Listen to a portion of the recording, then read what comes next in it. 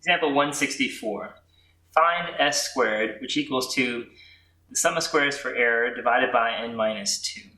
In order to do this, we have to do several steps that involve calculations. So what I want to do really first is create a set of columns to perform these extra calculations I need.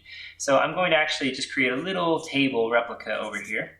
So it'll be 1, 2, 3, 4, 5 in the x column, and for the y it's negative 5, negative 9, negative 12, negative 17, and negative 20. Okay, so from here, we're going to do a few calculations that we're going to need. We're going to do the x squared calculation, we're going to do the y squared calculation, and we're going to do x times y. These all have to be filled in for the purposes of our calculation. We can't do the calculation without these, because when we're done with this set of calculations, we're going to total the bottom row and come up with things like the sum of the x column, the sum of the y column, the sum of the x squared column, the sum of the y squared column, and lastly the sum of the product x times y.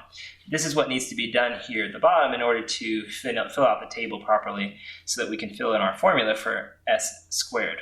Okay, so if we do the calculations for x squared, it's going to be 1, 4, 3 squared is 9, 4 squared is 16, and 5 squared is 25.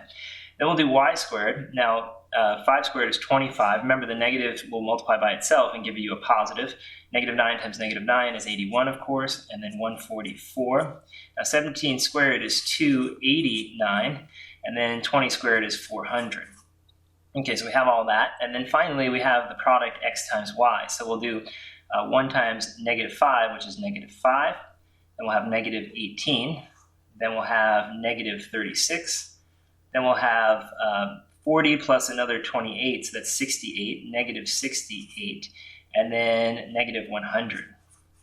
Okay, so there are the values that we got. Now we need to total each of those columns, so I need to actually come along and add them all up. Okay, so let's do that quickly.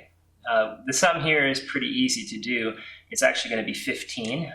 That is, a formula that you might have learned in a class prior, but that's easy to add the integers from 1 to n. You just do n times n plus 1 divided by 2. So 5 times 6 is 30, divided by 2, you get 15. So that's a little shortcut. All right, let's do the rest in the calculator, though. So these are all negative, so I'm just going to add them together, and I'll put the negative sign at the end. So 5, 9, plus 12, plus 17, plus 20. And when you're done, you get 63, but it'll be negative. Then we're going to have, for this column here, it's going to be 20, 30, 55, right? And then we'll continue. So 25 plus 81 plus 144 plus 289 plus 400. And that's going to give us 939. And then we do the same over here. They're all negative, so I'm just going to do the positives and I'll put the negative on at the end. So 5 plus 18 plus 36 plus 68 plus 100. Okay, and then we get negative then 227. Okay, so those are our totals. We're going to need those totals for the next step of the process. So our next step, once we have these, is to calculate these sum of squared values. So we're going to need to do 3 of them. We're going to need the sum of square for x, the sum of square for the y's, and the sum of square for x times y. Okay, so the first one, what we need to do is and I'm just going to write down the formula once here, and the others are all analogous. In fact, let's do this one here, because this is the one that kind of lays out the pattern. It's the summation of x times y. That's because we have an xy here, so it's the sum of the product, just like you have here. Then it'll be minus the sum of the first one times the sum of the second one, divided by the sample size for the problem. Now, the sample size is the number of pairs you were given to start. So in other words, when we look at here, how many pairs were we given? 1, 2, 3, 4, 5. 5 total pairs. So I do want to mention that the n is 5. I'm going to do that up at the top here, just so we have that. We should normally do that at front before we start. That way we can clearly see how many pairs we were given. Once we created all these numbers, we don't want to confuse ourselves and count too many values for n.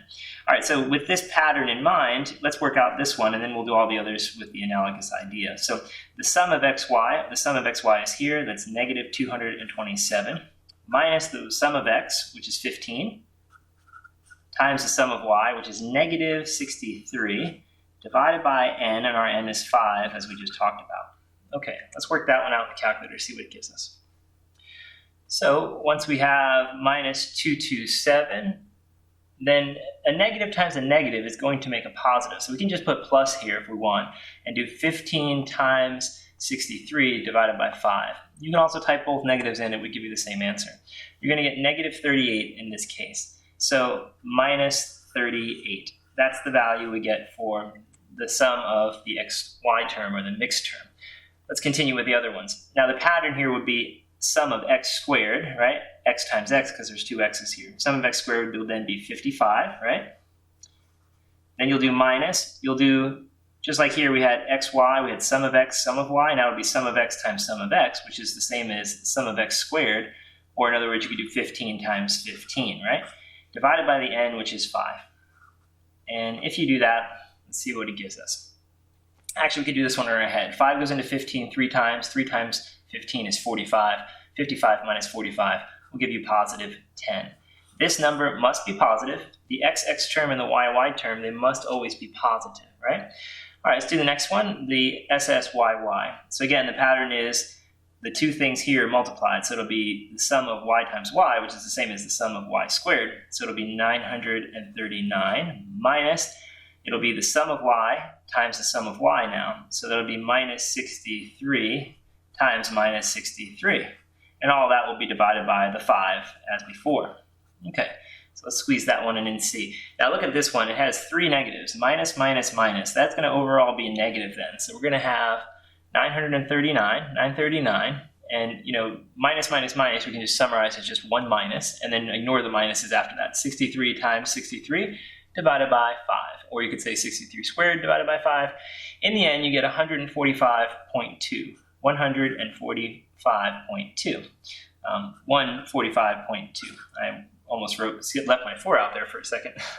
Okay, now that we have that value and we have these 3 important numbers, our next task is to take those numbers and plug them into the formula to get SSE. Now SSE is going to be the sum of square for error. And remember, that's basically what we need in this problem. So we need to take that value and plug it in. And then from there, we'll come up with the slope. So the slope, actually, let's define that first, because we're going to need that as well. And it's so easy, we should do it all just at once for the SSE. So beta 1 hat is defined as the sum of squares for the mixed term over the sum of squares for the x term.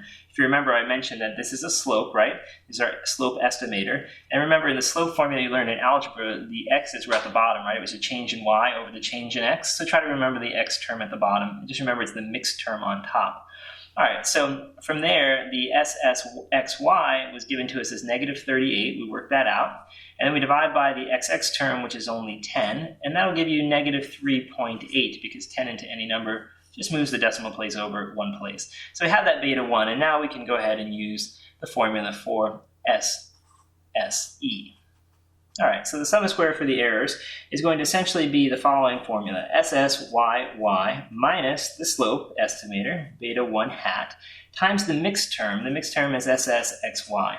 Once you have that formula written down, just plug in the numbers now. The SSYY that we calculated was 145.2 minus the slope estimator, which is minus 3.8. So it's double minus. You know what I'm going to do then? Because it's minus minus, I'm going to put a plus and just call it 3.8, right? Because the negative and the negative that was already there end up being positive. And then we have the mixed term. Now the mixed term is negative 38, so we're going to plug that in as minus 38. All right, let's work that out now.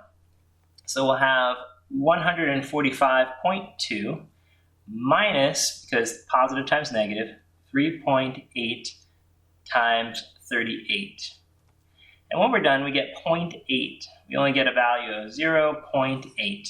That's your SSE. Now that is not the number we need for the whole answer. We need s squared, which is going to be to take that SSE and divide it by n minus 2. So we're just going to take that and say, hey, s squared is equal to this 0.8, or SSE, over n minus 2. So for us, that's going to work out to be 0.8 over 5, take away 2, which is just 3. If you divide that number by 3, you end up with the answer that s squared is approximately 0.2667, let's say. Of course, you could also write it exactly as 0.26 repeating. So if you want to do that, you can say that as well. It's 2, 6 repeating. Either way, those are your answers, or that's your answer for s squared, and we've accomplished what the problem asked us to do.